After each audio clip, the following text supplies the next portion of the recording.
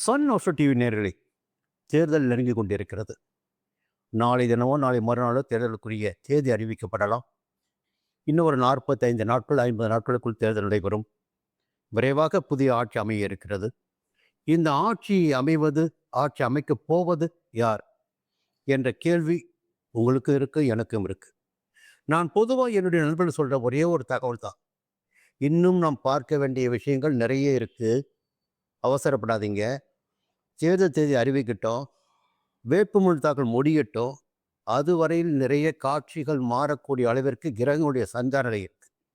எதையுமே உறுதியாக இன்றைக்கு இதுதான் நடக்க முடிவுக்கு வந்துடாதீங்க. வேடிக்கை மட்டும் பாருங்க. நானும் வேடிக்கை தான் பார்த்துட்டு இருக்கேன். இன்னும் கிரகங்கள் என்ன செய்வார்கள் என்பது எனக்கு தெரியும். அதனால வெளிப்படையாக பேசி சில உண்மைகளை உடைக்கக்கூடாதுன்னு பார்க்குறேன். சரி, ஒரு நல்ல விஷயம் சொல்ல வேணும். இப்போ கடந்த பதிவின் போது தமிழக முதல்வர் மு.க.ஸ்டாலினுடைய ஜாதகத்தை பற்றி பேசியிருந்தோம்.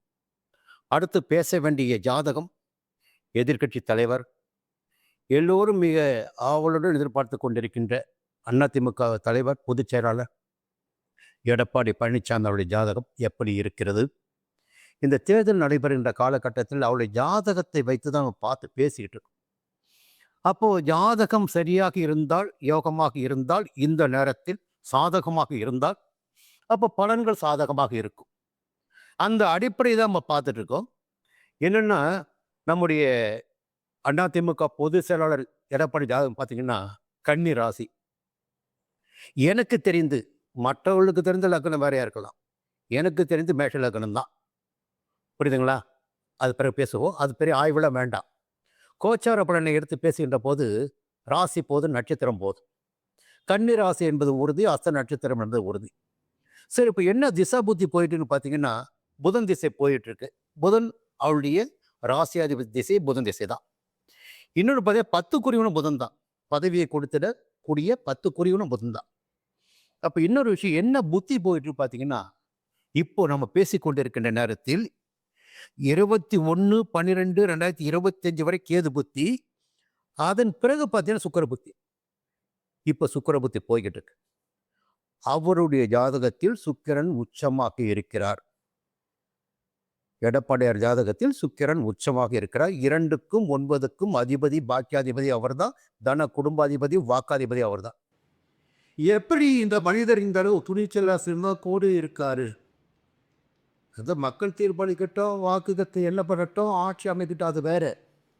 ஒரு அரசியல் கட்சிக்குள் பல்வேறு தலைகளை வீழ்த்தி விட்டு தான் என்ன நினைக்கிறோமோ அதுதான் கட்சி, அதுதான் எல்லாம் என்று புரட்சி தலைவர் அம்மாவை போல ஒரு செயல்பாட்டினை செய்து கொண்டிருக்கின்ற இன்றைய பொதுச் செயலாளர் எப்படி இவரால் செய்ய முடிகிறது? இதுதான் கேள்வி. ஏன்னா கன்னி ராசி அது கொஞ்சம் நளினமாக இருக்கும். அவரை சீக்கிரம் ரொம்ப வேக எடுத்துலாம் போகாது. மற்றவங்க பேசிட்டு போக பாருங்க, அவர் ரிஷப லக்னம், மிதுன லக்னம், ரிஷப லக்னமாக இருந்தாலும் மிதுன லக்னமாக இருந்தாலும் இந்த தைரியம் என்பது நிச்சயமாக வருவதற்கு வாய்ப்பே கிடையாது. அப்போ மேஷ லக்னம் என்பது உறுதியாக ஒரு என்னென்ன ஒரு வேலையை இறங்கிட்டு அந்த வேலையை முடிக்கணும். அதுதான் அந்த துணிச்சல், தைரியம், தன்னம்பிக்கை எல்லாம் இப்பொழுது எடப்பாடியார் அவரிடம் இருக்கு. இவர்களை எதிர்த்து எவர் அரசியல் செய்தாலும், கட்சிக்குள் அரசியல் செய்தாலும் அவர்கள் காணாமல் போவார்கள் என்று பல்வேறு பெயர்களை குறிப்பிட்டே சொன்ன 2 பேரும். அவங்க இன்றைக்கி இருக்கிற இடம் தெரியல. எல்லாம் ஒவ்வொரு முகாமில் போய் தஞ்சம் அடைஞ்சிட்டாங்க. கொஞ்சம் வேறு முகாமுக்குள்ளே போகாமல் இருந்ததா கூட ரெட்டவை முளைக்கிறீர்களா? அதுக்கு அவங்களுக்கு வழி தெரியல. அப்போ இவரை எதிர்த்து அரசியல் செய்யக்கூடிய சக்தி எவருக்கும் கிடையாது. அதிமுகவில் இவரை எதிர்க்கக்கூடிய சக்தி திராவிட எவரும் கிடையாது. அது தெரிஞ்சு போச்சு. இப்போது என்ன நடக்க போகுது? என்ன நடக்கும்? இப்போது தமிழக முதல்வரை பற்றி பேசுகின்ற போது அவருக்கு அஷ்டமஸ்தானத்தில் சனி வந்திருக்கார் சொல்லியிருந்தோம். இவருக்கும் அதே நடந்தது. அப்போ கண்டக சனி, 7ஆம் இடத்து சனி. இங்கே எல்லாரும் என்ன பேசுவாங்கன்னா, இந்த ஜாதக பலன் பேச போகிற அத்தனை பேர் என்ன பேசுவாங்கன்னா, அவருக்கு 7 சனி, 7 சனி, 7 சனி, இதுதான் பேசிட்டு இருப்பாங்க. ஐயா, சனி யார் பார்க்குறாங்க? சனி எத்தனை நிலையில் இருக்காரு? யார் வீட்டில் இருக்காரு? அதை பார்க்கணும். இல்லை, முதல்வர் ஜாதகத்தின் சேர்த்தே சொல்கிறான். 6ஆம் தேதி வாக்கிய பஞ்சாங்கத்தின் படி மீன ராசிக்கு சனி பகவான் மத்தார். 12ஆம் தேதி அஸ்தானம் மாய்க்கிறார். அப்போ அந்த 7ஆம் இடத்து சனியை பற்றி பேச வேண்டிய அவசியம் என்ன கிடையாது. உறுதியாக கிடையாது. சனி இன்னும் 1 மாதத்திற்கு சனியை பற்றி பேச வேண்டிய, சனியை பற்றி பயப்பட வேண்டிய அவசியம் எதிர்க்கட்சி தலைவருக்கும் சரி, தமிழக முதல்வருக்கும் சரி தேவையில்லை. சரி, அடுத்து என்ன பார்க்கணும்? அப்படி பார்க்கின்ற போது 2 விஷயங்கள் அங்கே தமிழக முதல்வரை பற்றி பேசப்போது சொல்ல, ஜென்ம ராசிக்குள் கேது. இங்கு இவருக்கு ஒரு சொல்லப்போற ஒற்றியர். அதுக்கு முன்னாடி இப்பொழுது 6ஆம் இடத்தில் நவம்பர் மாதம் 13ஆம் தேதி வரை, நவம்பர் மாதம் வரை 6ஆம் இடத்தில் யோகக்காரகன் ராகு பகவான் சஞ்சாரம் செய்து கொண்டிருப்பார். அவர் எந்த வீட்டில் சஞ்சரிக்கிறாரோ அந்த வீட்டிற்குரிய ராசிநாதனுடைய பலனை அவர் வழங்குவார்.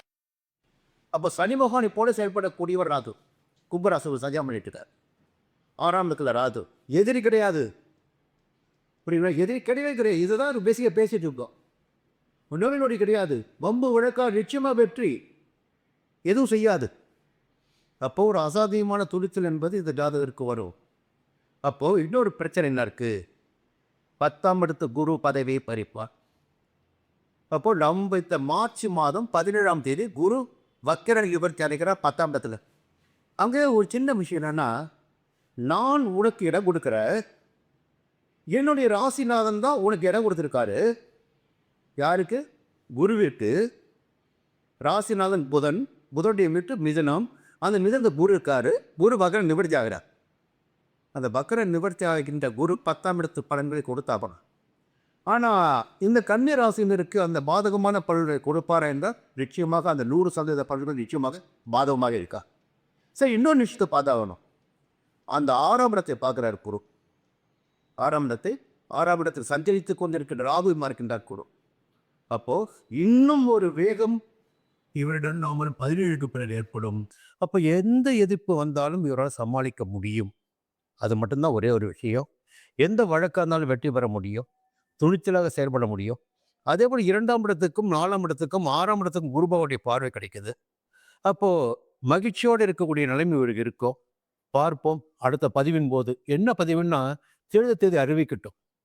அது யாருக்கு சாதகமாக இருக்குது அதை முடிவுப்படி பேசுவோம். நன்றி, வணக்கம். சன் அஸ்ட்ரோ நேயர்களே, உங்களுக்காகவே சன் அஸ்ட்ரோ தொலைக்காட்சி ஒரு புதிய பகுதியை அறிமுகம் செய்கிறது. உங்களுக்கு ஜாதகம் பார்க்க வேண்டும், உங்களுடைய எதிர்கால பலன்களை தெரிந்து கொள்ள வேண்டும், திறமையான ஜோதிடர்கள் வழியாக அதை தெரிந்து கொள்ள வேண்டும் என்ற எண்ணம் சிந்தனம் இப்போது மேலோங்கி இருக்கு. அதற்கு வழிகாட்டுதலாக சன் அஸ்ட்ரோ டிவி ஒரு புதிய ஆப்பினை உங்களுக்கு அறிமுகம் செய்ய இருக்கிறது.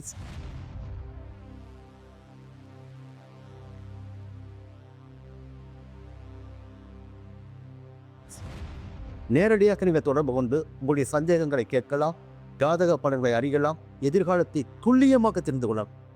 அந்த அளவிற்கு ஒரு புதிய ஆப்பினை பிரபலமான ஜோதிடரை வைத்து சன் அஸ்ட்ரோ தொலைக்காட்சி விரைவில் தொடங்கிட இருக்கிறது.